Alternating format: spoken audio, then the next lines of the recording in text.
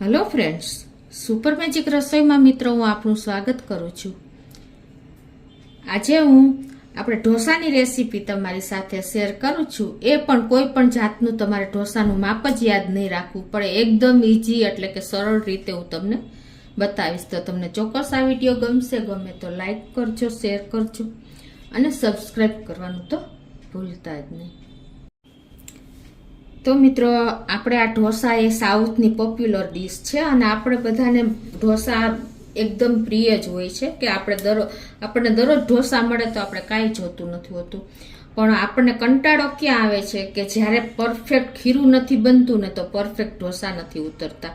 આ most of લેડીઝને આ મોટો પ્રોબ્લેમ આવે છે અને ઘણા કન્ફ્યુઝ પણ થઈ જાય છે કે ઢોસાનું માપ કેવી રીતે રાખવું।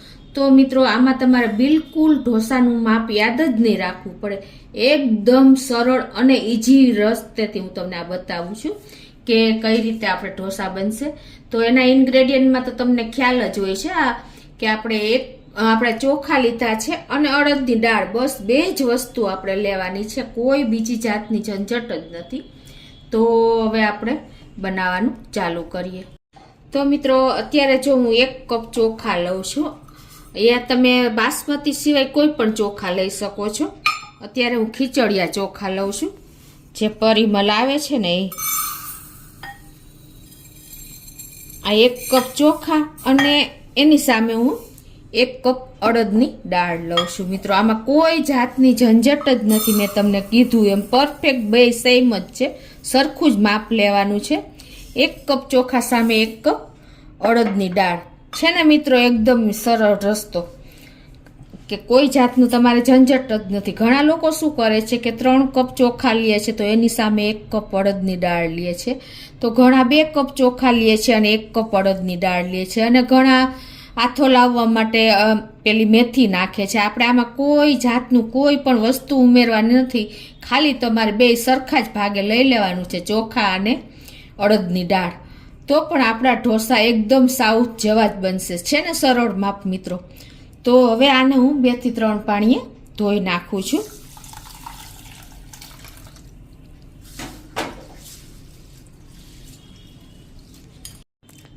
તો જો મેં દાળ ચોખાને 2 થી 3 પાણીએ ધોઈ લીધા છે અને હવે મિત્રો આપણે એને પલાળવાના છે। તો આપણે જેટલા દાળ ચોખા લીધા હોય ને એનું ડબલ પાણી લેવાનું છે। અત્યારે મેં 1 કપ ચોખા અને 1 કપ દાળ લીધી છે, તો એની સામે આપણે ડબલ પાણી એટલે કે 4 કપ પાણી લેવાનું છે। તો એને આપણે પલાળવા માટે આ 4 કપ પાણી નાખી દેશું।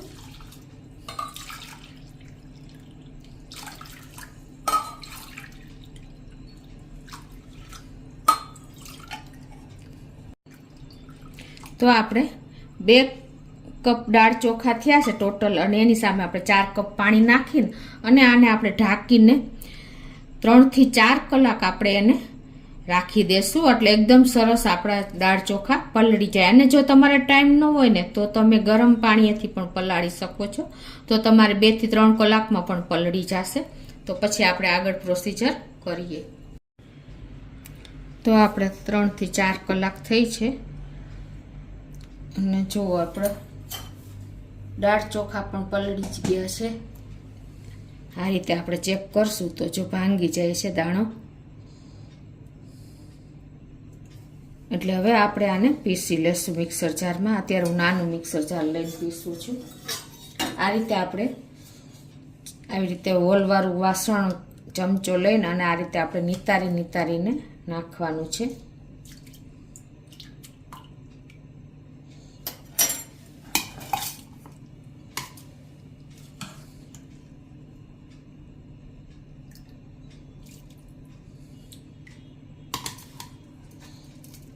અને આમાં આપણે ખાટું દહીં કે છાશ તમારી પાસે જે હોય ને એ થોડું નાખતું જવાનું છે। આપણે અત્યારે પાણીનો ઉપયોગ નહીં કરી, કેમ કે આના દહીં કે છાશ નાખવાથી તમારે આથો સરસ આવી જશે। અને હવે આને આપણે એકદમ સરસ પીસી લેશું। તો આ રીતે જો આપણે એકદમ સરસ પીસી લીધું છે ને સેમી થીક રાખવાનું છે બેટર। આપણે જો અત્યારે આ કન્સિસ્ટન્સી આવવી જોઈએ। તો હવે આપણે એને મોટા વાસણમાં કાઢી લેશું, જેથી કરીને આથો આવે તો પણ વાંધો ન આવે। આ રીતે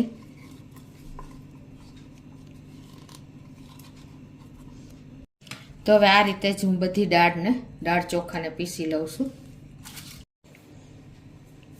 તો આ રીતે જો આપણે બધી બેચમાં દહીં નાખતા ગયા અને પીસી લીધું છે. એકદમ સરસ સેમી થીક આપણું બેટર તૈયાર થયું છે. તો આ રીતે જો આપણે એકદમ સરસ બેટર પણ થઈ ગયું તૈયાર દાળ ચોખા પીસીને. હવે આને આપણે ફર્મેન્ટેશન માટે 6 થી 7 કલાક આપણે ઢાંકીને રાખી દેશું. તો મિત્રો આપણે ઢોસાના બેટરને રેસ્ટ આપ્યો ને એને 7 થી 8 કલાક થઈ ગઈ છે અને પરફેક્ટ ફર્મેન્ટેશન થઈ ગયું. જો બબલ્સ આવી ગયા છે. તમે ઢોસાનું ખીરું પીસીને પણ તરત જ ઢોસા કરી શકો છો, પણ આપણે એ રીતે નથી કર્યું. આ રીતે કરી તો વધારે બેસ્ટ રહે છે અને એકદમ સરસ આથો પણ આવી ગયો છે. તો હવે આપણે અત્યારે બધા ખીરામાં મીઠું નાખી જ દઈએ છીએ. એક એક ઢોસામાં નાખવાને બદલે તમે આ રીતે નાખશો ને તો એકદમ સરસ બધા સાથે મેચ થઈ જશે. તો અત્યારે હું 1.5 ટીસ્પૂન જેવું મીઠું નાખું છું. તમે તમારા ટેસ્ટ એકોર્ડિંગ થોડું ઘણું વધઘટ થઈ શકે. અને હવે આને આપણે સરસ મિક્સ કરી લેશું.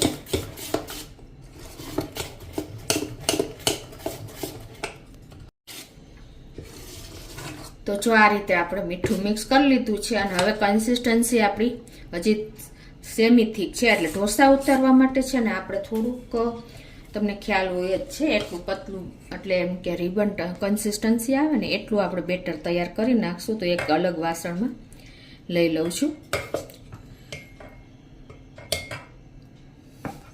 અને એમાં આપણે થોડુંક પાણી નાખી અને પરફેક્ટ ઢોસા ઉતરે ને એવું બેટર તૈયાર કરશું. 1-2 ટેબલ સ્પૂન જેવું પાણી નાખીને તમને બતાવું કેવું બેટર જોઈએ. તો જો આપણે પરફેક્ટ બેટર તૈયાર કરી લીધું છે. જો આવી રીતે રિબન કન્સિસ્ટન્સી એટલે કે એકી સાથે બેટર તમારું પડે ને એટલું તમારે પતલું બેટર બનાવવાનું છે. બહુ પતલું નહીં અને બહુ જાડું નહીં, એવું આપણે તૈયાર થઈ ગયું છે. અને આ બાજુ આપણે લોઢી પણ ગરમ કરવા મૂકી દીધી છે. અત્યારે આપણે ફૂલ ફ્લેમ ઉપર લોઢી ગરમ કરી લેવાની છે, ફૂલ લોઢી. પછી એને આપણે ઠંડી કરી નાખવાની છે. તો આ રીતે આપણે પાણી નાખી અને ઠંડી કરી લેશું. અને હવે આપણે ગેસની ફ્લેમ સ્લો કરી નાખશું, કેમ કે હવે આપણે અત્યારે ઢોસો પાથરવો છે, એટલે લોઢીની આપણે અત્યારે એકદમ ઠંડી કરી નાખી છે. તો હવે આપણે તમારે જેવડો ઢોસો ઉતારવો હોય એ પ્રમાણે તમે બેટર નાખી શકો છો. એટલે આ રીતે તમે ઢોસો તૈયાર કરી શકો છો. અને પછી તમારે આ રીતે ફ્લેટ ઓલી કળશી કે ચમચો તમારી પાસે હોય ને એ તમારે લઈ લેવાનો છે અને આ રીતે તમારે બહારની સાઈડ ફેરવતું જવાનું છે. બહારની સાઈડ ચમચો આવે એ સાઈડ આ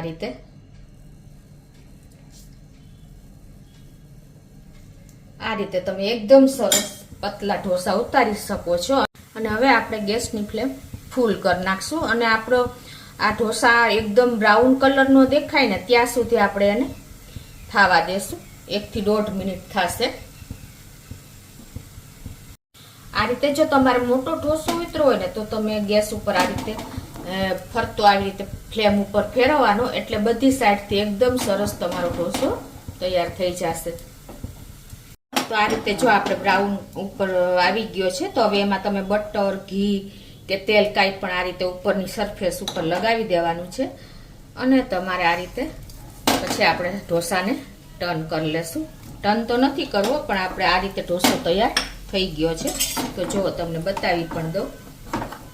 તો આ રીતે જો આપણે બોર્ડર છોડી દીધી છે ઢોસાએ અને તમે જુઓ એકદમ સરસ આપણે ઢોસો તૈયાર થઈ ગયો છે. તમને બતાવી પણ દઉં. જુઓ મિત્રો, આપણે 12 જેવા ઢોસા લઈને એવો જ આપણો ઢોસો તૈયાર થયો છે. તમને ખ્યાલ આવી જતો હશે. જુઓ મિત્રો, છે ને એકદમ સરસ આપણો ઢોસો ક્રિસ્પી અને બ્રાઉનિશ એકદમ 12 જેવો જ આપણો ઢોસો તૈયાર થઈ ગયો છે. તો આપણે આ રીતે બીજો ઢોસો પણ ઉતારી લઈએ. તો આપણી લોઢી પણ ગરમ થઈ ગઈ છે અને જો આપણે એને ઠંડી આ રીતે કરી લેવાની છે. પાણીનો છટકોરો મારી અને પેપર નેપકિન કે આપણે કપડાથી લૂછી નાખવાની છે. અને હવે આપણે ગેસની ફ્લેમ પાછી સ્લો કરી નાખશું અને પાછો આપણે બીજો ઢોસો તૈયાર કરી લેશું. તમે જે સાઈઝના કહો એ રીતે ઉતારી લેવાના છે. અને આ રીતે તમારે ફ્લેટ કળછી કે ચમચો હોય એ તમારે આ રીતે રાઉન્ડ રાઉન્ડ આઉટસાઇડ ફેરવતો જવાનો છે. એટલે એકદમ સરસ તમારો ઢોસો તૈયાર થઈ જશે.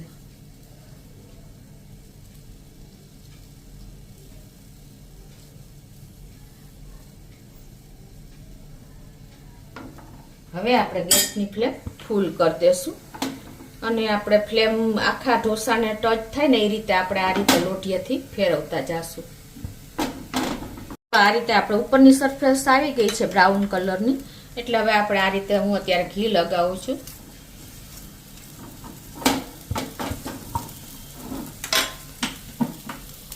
અને હવે આપણે એને એકદમ સરસ તૈયાર થઈ ગયો છે. તો હવે એને આપણે ટર્ન કરી લેશું. ટર્ન તો નથી કરવું પણ આ રીતે આપણે લઈ લેશું.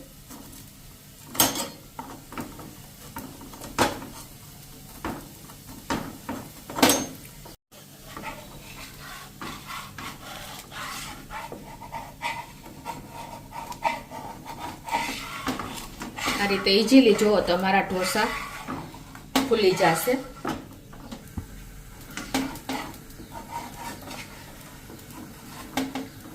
જે સાઈડ નો ચડ્યો હોય એ સાઈડ તમારે એકદમ બ્રાઉન કરી લેવાનો છે. કેમ કે આપણે ઢોસા લોઢી જેવડા જ ઉતાર્યા છે. બહાર આ રીતે મોટી સાઈઝના ઢોસા હોય છે.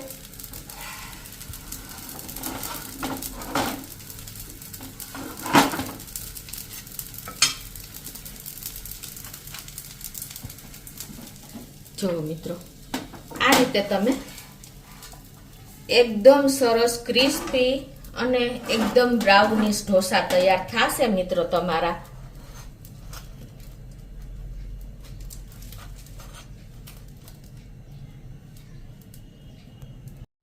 તો મિત્રો એકદમ પરફેક્ટ મેજરમેન્ટ સાથે મેં તમારે કોઈ માપ પણ ઢોસાનું યાદ નહીં રાખવું પડે એટલી સરળ રીતે મેં તમને બતાવ્યું છે. અને આપણા ઢોસા પણ કેટલા ક્રિસ્પી થયા છે એ પણ તમને બતાવી દો. જો છે ને મિત્રો એકદમ તમે આમ કરશો ને તો જો ભૂકો થઈ જાય. જો છે ને, જો મિત્રો તો આવા સરસ ઢોસા તમે ઘરે તૈયાર કરી શકો છો કોઈ પણ સરળતાથી માપ યાદ રાખ્યા વગર મિત્રો. તો તમને ચોક્કસ મારો વિડીયો ઉપયોગી થશે. ગમે તો લાઈક કરજો, શેર કરજો અને સબસ્ક્રાઈબ કરવાનું તો ભૂલતા જ નહીં.